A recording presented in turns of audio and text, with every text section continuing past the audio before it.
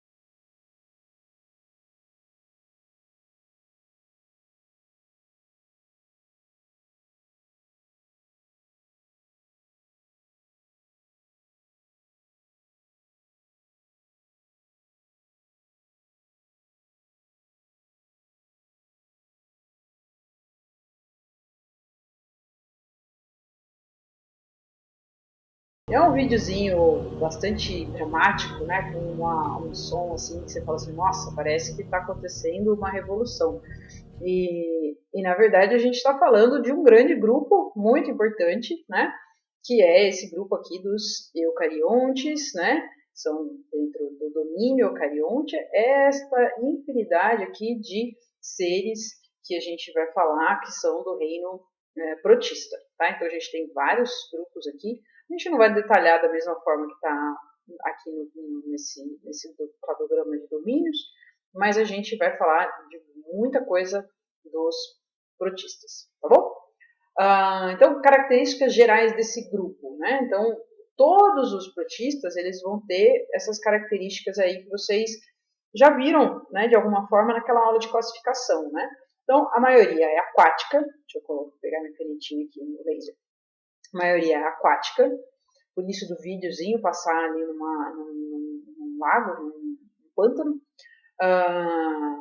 Tem uma organização celular diferente agora, né, do que a gente já tinha visto. A gente tinha visto só bactéria, tinha visto só a célula procariótica, agora a gente vai falar de uma célula eucariótica, né? Então, a maioria desses seres são unicelulares. Quem são os unicelulares? São os protozoários.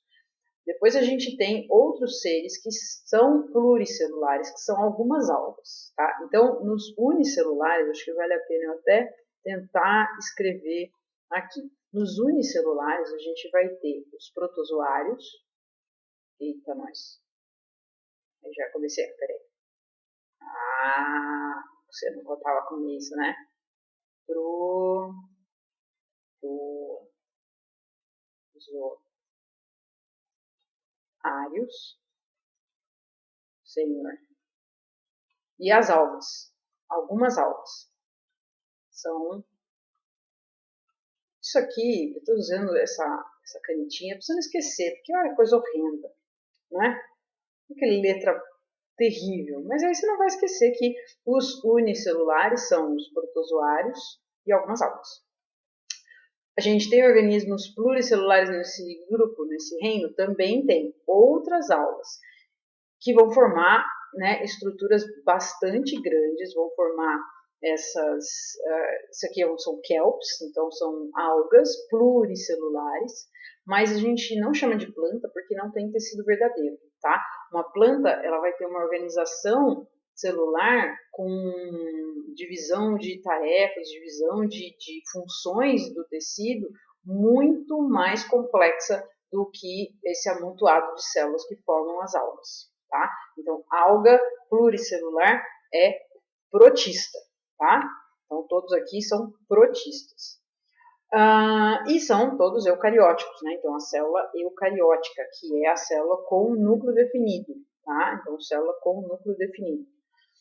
Quanto à obtenção de energia, é um grupo muito diverso, como a gente já tem falado aí nesse início de aula, né? Então, a gente tem seres que são autotróficos, então que fazem seu próprio alimento, seres heterotróficos, que vão consumir matéria orgânica feita por outros, né? E esses mixotróficos, que a gente vai falar com mais detalhes na outra aula.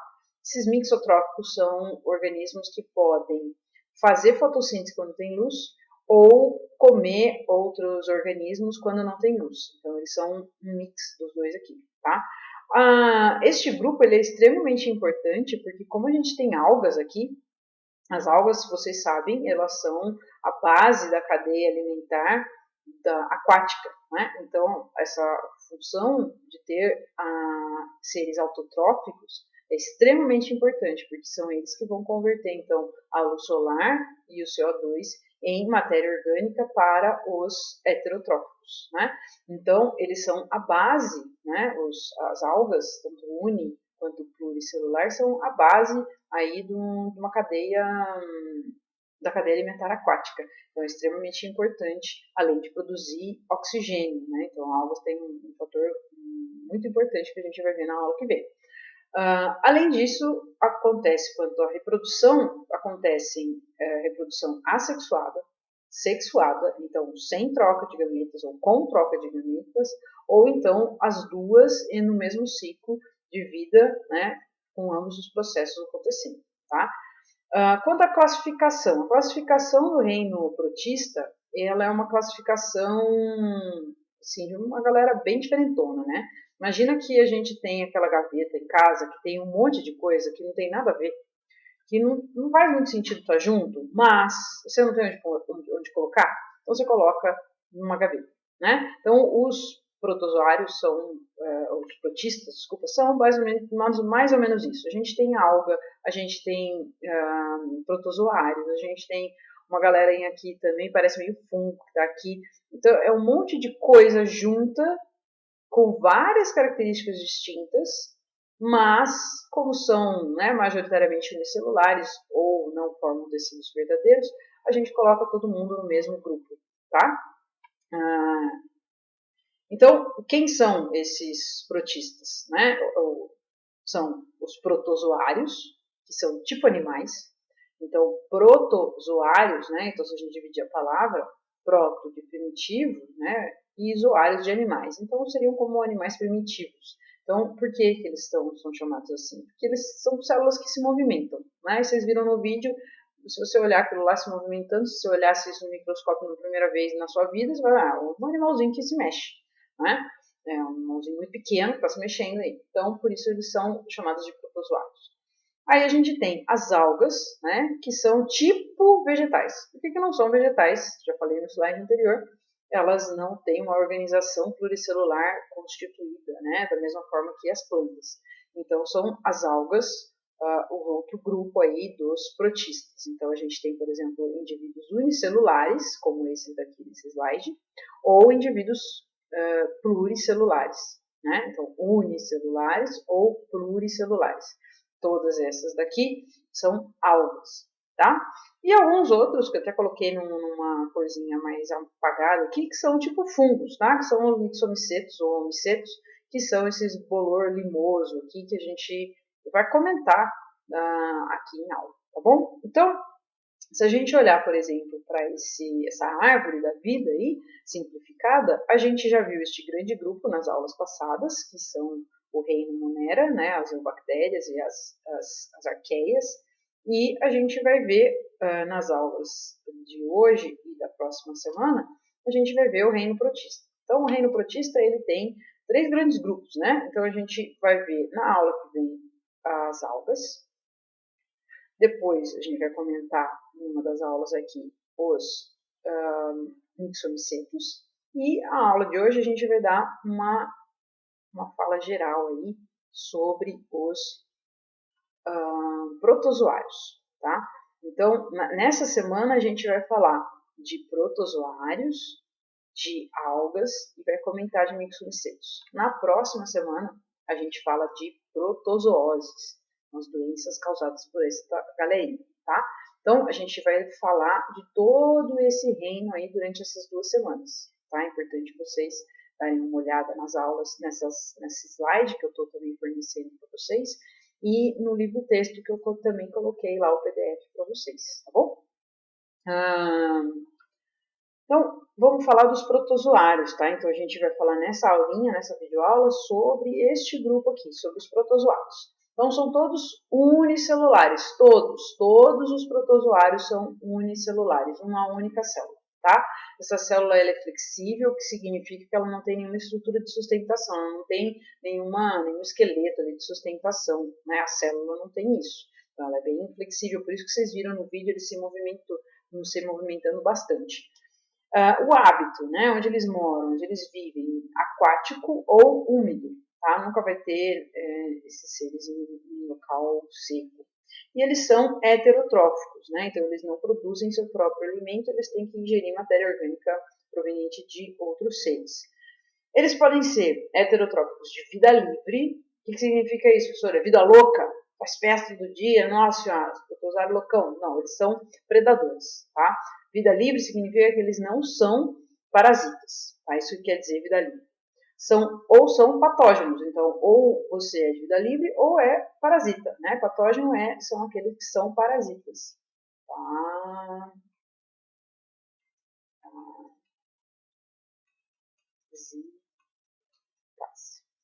Certo? É a mesma coisa. Patógenos e parasitas é a mesma coisa. Ou então aqueles são mutualistas, são aqueles que vão fazer uma associação com outro ser E aí eles vão ter vantagem e os outros seres também vão ter vantagem ou nenhuma desvantagem, pelo menos, tá? Então são seres mutualistas também. Por exemplo, o cupim ele só degrada, só consegue digerir madeira porque ele tem protozoário ali no seu sistema digestório, que consegue fazer esse processo de digestão da celulose, tá? Quanto à classificação, né? A gente classifica esses seres vivos quanto à locomoção. Ou eles se locomovem com pseudópodes, ou com flagelos, ou com cílios, ou não se locomovem. A gente vai ver isso, então, nos próximos slides, com esses nominhos aqui, tá? A classificação dos protozoários, ela tem, às vezes, vários livros que trazem um detalhamento um pouco maior, né, uma importância maior na classificação, dão uma importância maior na classificação. Mas, de forma geral, a gente acaba usando a forma de locomoção para classificar. Tá? Então, a gente tem protozoários que se locomovem com pseudópodes num movimento ameboide, por isso a gente chama de protozoários ameboides, que são desses três filos, Rhizópoda, Actinopoda e Foraminífera. Precisa saber esses nomes? É muito importante esses filos? Não, né? Mas é importante saber que você tem protozoários que se movem de forma com pseudópodes, de forma ameboide. Tem outros protozoários, um outro grupo que vai se movimentar por flagelos, tá? Então vai ter um flagelo que vai bater ali, então você está vendo aqui uma giardia, tem flagelos aqui. Esses flagelos aqui é que vão bater e vão fazer com que o corpinho, com que a célula se movimente, tá? Esse grupo é o filo Zoomastigófora, tá? Mastico, ou mastigófora, é de chicote. Então, é um chicotinho, é um flagelo que parece um chicote, certo? Então, por isso esse nome. Os protozoários ciliados, que vão ser do filo ciliófora, que obviamente vão se locomover com cílios. Então, aqui ao redor, vocês conseguem ver, tem um monte de filetinhos, né, de estruturas bem pequenininhas. Vocês viram talvez no vídeo com mais detalhes, são todos cílios, né, são eles que ajudam a movimentação dos ciliófora. E por último, a gente tem os esporozoários, e não, né, eles estão em último aqui, mas eles são muito importantes de se entender porque eles são causadores de doença. Como eles não têm locomoção, eles não têm estrutura para fazer locomoção, eles são parasitas. Então, eles se infiltram dentro de células, né, infectam essas células e vão ter a locomoção pelo meio através do seu hospedeiro. Então, a malária, por exemplo, é causada por um esporozoário. E o filo dos esporozoários é o Apicomplexa. E a gente vai falar então um pouquinho deste grupo e dos outros aqui. Começando então pelos protozoários de movimentação ameboide, tá? Então, os rizópodes, né, ou dentro desse grupo aí dos ameboides, eles podem ser encontrados tanto em água doce ou água salgada, ou em solos úmidos, perfeito? São de vida livre, parasitas ou comensais, né? Comensal é aquele indivíduo que tem uma relação ecológica, ele tem vantagem, mas provavelmente o hospedeiro que o hospeda não tem desvantagem, né? Nenhuma ou desvantagem, né? Eles deslocam-se por pseudópodes, tá? Então tem aqui essas projeções, são os pseudópodes. Então, imagine, vai ter um videozinho aí daqui a pouco, mas imagine que é uma célula que consegue projetar o citoplasma para frente e puxar todo o corpinho. Tá? Então, esse é o movimento que eles fazem. Eles projetam o pseudópode e puxam o resto da célula. Tá? Isso é o movimento ameboide através de pseudópodes. Tá? Uma outra coisa que às vezes a gente fala no primeiro ano é essa osmorregulação. Então, eles vão ter um vacúolo que consegue eliminar água. Então, ele consegue controlar a quantidade de água no meio por conta desse vacúolo. Então, a gente às vezes cita, né, os protozoários e alguns ameboides aí para falar dessa osmorregulação, tá? Tá aí o videozinho, eu vou colocar para a gente ver como é esse movimento ameboide. Presta atenção. É um vídeo de uma de 2 protozoários. Aqui um ciliado, um paramécio, e aqui o ameboide, né? Um exemplo é a ameba, tá? Amebas são, temos o ameboide, é um protozoário. Então, ele daqui está projetando o citoplasma, está fazendo esses pseudópodes para tentar pegar o ciliado. Veja que o ciliado se movimentava muito bem, né? Quem está conseguindo pegar o ciliado é um ser que tem uma movimentação tanto quanto lenta. Mas presta atenção o que vai acontecer nesse vídeo.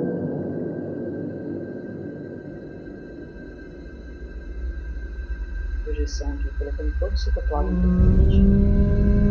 para englobar o ciliado. Coitado, já era, já. Não vai conseguir sair.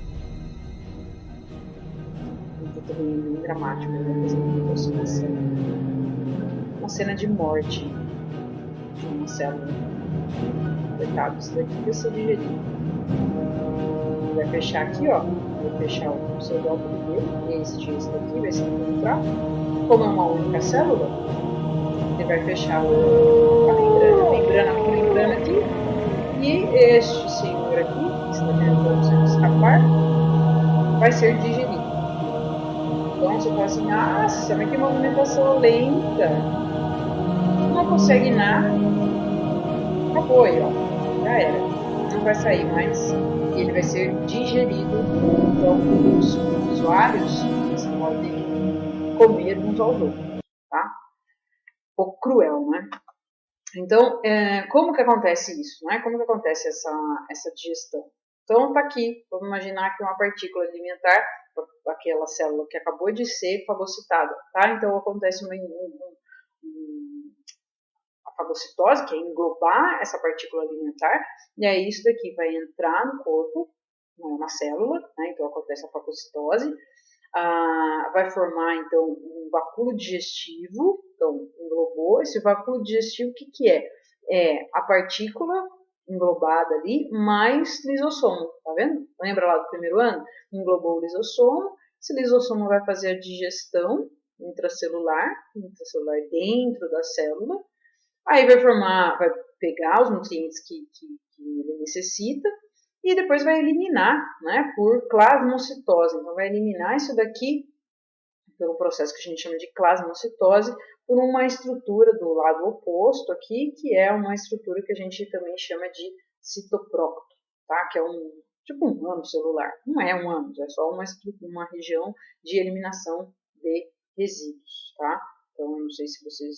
Nossa, eu falei tudo sem a minha setinha, né? Mas aí, então, todo esse processo aqui que acontece desde a fagocitose até a eliminação por plasmocitose, tá bom? Só que esses nomes não são tão relevantes agora, o importante é saber que eles se movimentam aí com pseudópodes e conseguem se alimentar dessa forma, tá?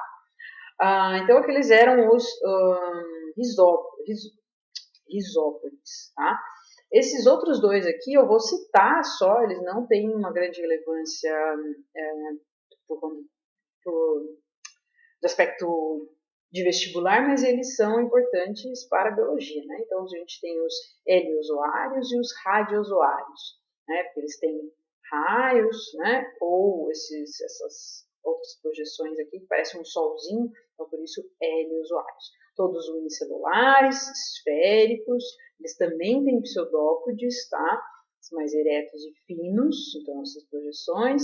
Tem uma cápsula de sustentação, normalmente com espículas de sílica ou quitina, tá? Esses daqui de água doce, fundo de lago, represas ou raízes de plantas, e tem uma camada de esqueletos em fundos de lagos, a gente consegue encontrar o esqueletinho desses heliozoários, tá? Esse daqui já é de água salgada, vai fazer parte do zooplâncton, tá? Então, o plâncton que a gente fala, que está na água, né, na superfície da água, plâncton significa que boia. Se a gente tem o prefixo zoo, animal, né, ou parecido com animal. Então, a gente tem um monte de protozoários que fazem parte do zooplâncton. E esse daqui é um deles, certo? E aí depois a gente tem o fitoplâncton, né? O fitoplâncton vai ser aquela parte que tem um jeitão vegetal, vão ser as algas, basicamente, né? Apresentam algas associadas, né? E também aos corpinhos aqui, e embasa a teoria endossimbiótica. Eu não sei se vocês viram isso no primeiro ano. A teoria endossimbiótica é quando uma mitocôndria entra numa célula e que na verdade essa mitocôndria poderia ser uma bactéria e foi englobada por uma célula, né? Foi provavelmente um protozoário que englobou. Mas se vocês não viram isso, também não fica preocupado, que a gente vai ver isso com calma em alguma outra aula, tá? E os foraminíferos? Os foraminíferos são também tem movimento amoeboide também, tem pseudópodes, e eles têm esse nome porque tem um buraquinho, tá? Então, são organismos planctônicos, eles têm um esqueleto, né, de sílica ou carbonato de cálcio, então tem essas estruturas bem bonitinhas, tá? E eles indicam a presença de petróleo. Então, estudar protozoários é importante também do ponto de vista econômico, né? Encontrou esses foraminíferos, você pode ter um indício de presença de petróleo ali perto. Tá? Uma curiosidade, né? Esses foraminíferos, né? Eles têm o nome dele é de buraco, né? Tem um monte de buraquinhos, é porque você tem essa carapacinha com vários buraquinhos, tá? Essas carapaças de carbonato de cálcio, elas formam rochas que a gente chama de vasa, e elas são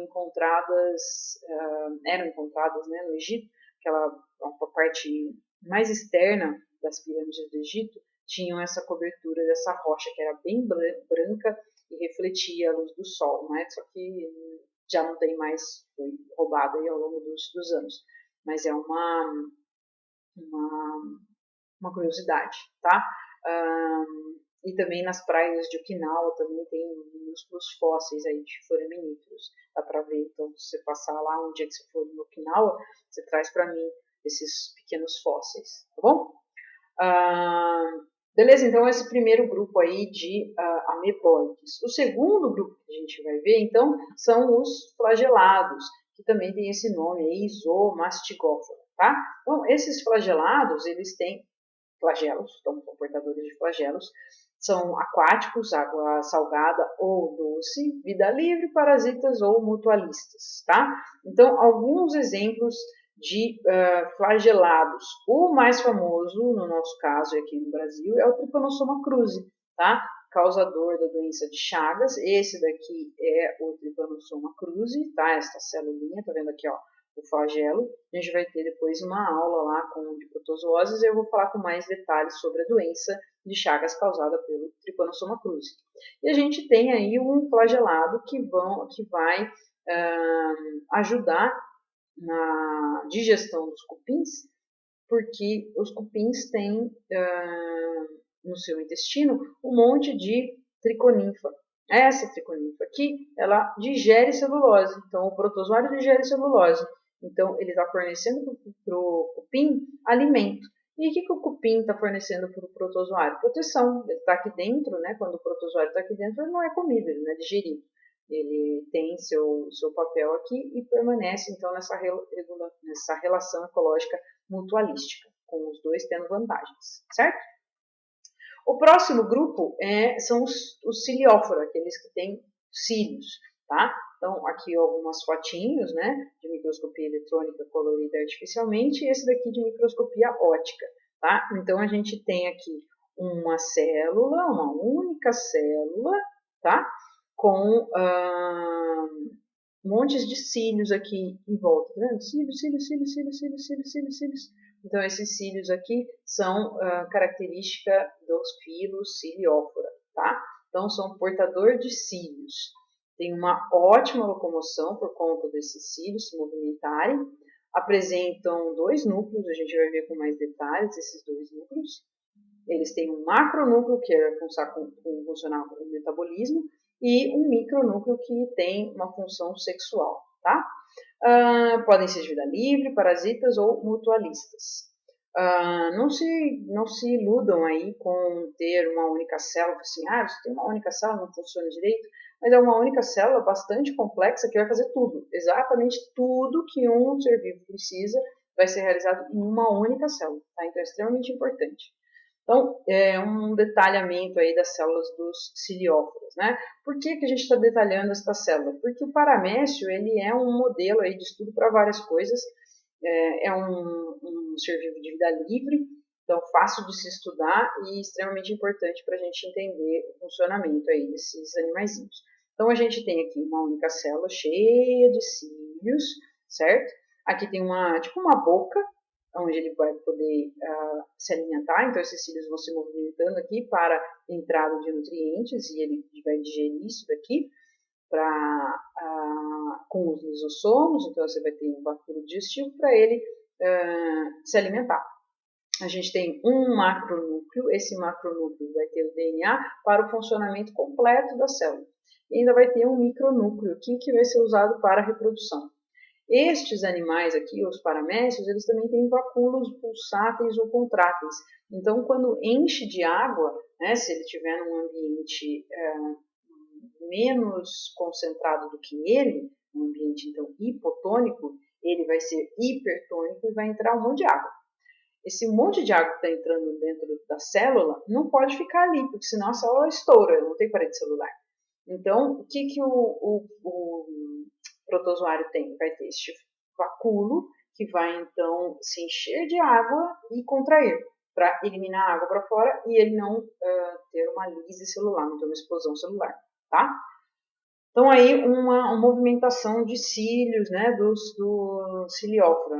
Só para vocês verem, isso aqui é um paramécio, é o mesmo ser do desenho anterior, tá? Com aquela parte ali da boquinha.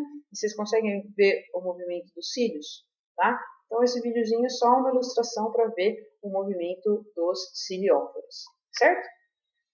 Último grupo, apicomplexa. Então, sem estrutura locomotora. Esse grupo, então, ele tem esse nome, apicomplexa, por uma estrutura que a gente vai ver. Então, são todos parasitas. Todos os protozoários desse grupo vão ser parasitas. Principalmente porque eles não têm uma estrutura locomotora. Então, eles usam dos seus hospedeiros para se movimentar. Possuem um complexo apical. O que é esse complexo apical? Essa estrutura aqui superior da célula, que vai, então, ter um monte de órgãos aqui, um monte de organelas, desculpa, e por isso que eles recebem esse nome apicomplexa, porque aqui no ápice tem um monte de estruturas, né? Então é bem complexo essa parte apical, tá? Então por isso o nome. Parasitas humanos, a gente tem o Plasmodium, que vai causar a malária, a gente vai falar bastante deles, e aí outros exemplos aqui, o Toxoplasma gondii e o Pneumocystis carinii. Tá bom? A gente depois detalha na aula de protozooses. E eles formam cistos, tá? Então, eles têm uma formação de cistos aqui, umas células. Então, essa é uma célula humana, por exemplo. Não. Mouse brain. E aí, então, você tem uma célula, e aí você tem um monte de cistos aí dentro. Cada uma dessas bolinhas roxas arroxeadas aqui é um cisto de um apicomplexa, tá?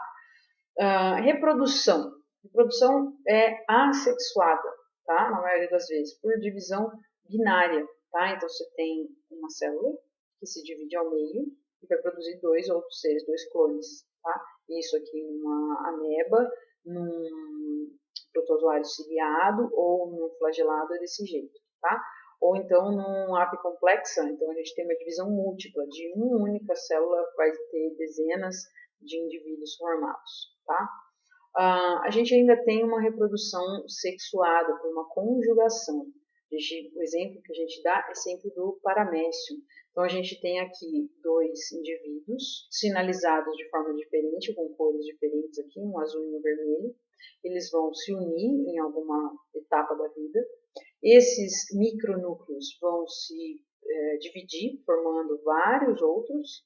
Eles vão escolher dentre esses micronúcleos, né? Alguns deles vão se degenerar, dois vão ficar e eles vão trocar. Um vermelhinho vai para cá, ó, um vermelhinho vai para cá e um azulzinho vai para cá. Esses micronúcleos vão se fundir, dando origem a um outro micronúcleo, que vai se multiplicar, e aí alguns são degenerados, e aí você tem um outro paramécio diferente. Assim, nossa, professora, mas para que tudo isso? Baita de um trabalho para você voltar no mesmo um indivíduo com um núcleo, com um micronúcleo. Mas veja, aqui a gente tem uma variabilidade genética. Por conta da troca de material genético que acontece aqui, você tem um outro indivíduo diferente desse inicial. Então, fazer esse processo todo garante variabilidade genética. E variabilidade genética vai ajudar na evolução. Então, é extremamente importante essa reprodução sexuada, tá bom? Então, ficamos por aqui. E aí eu vou gravar uma outra aula sobre aulas, tá bom?